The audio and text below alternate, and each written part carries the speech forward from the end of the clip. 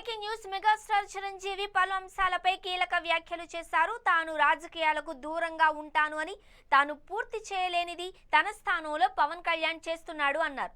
తన రాజకీయ వారసుడు పవనేనని చెప్పకనే చిరంజీవి చెప్పారు.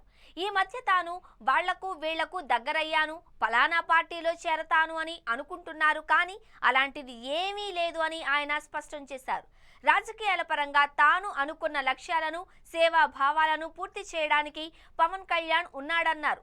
తన నటనా సామ్రాజ్యానికి కూడా వారసుడు కావాలి అని చిరంజీవి కామెంట్స్ చేశారు.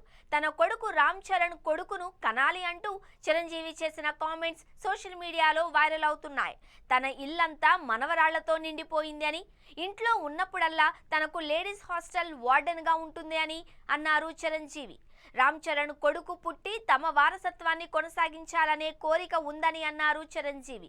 Brahmanandam cinema pre release function లో పాల్గొన్న చిరంజీవి ఈ మేరకు ఆసక్తికర వ్యాఖ్యలు చేశారు.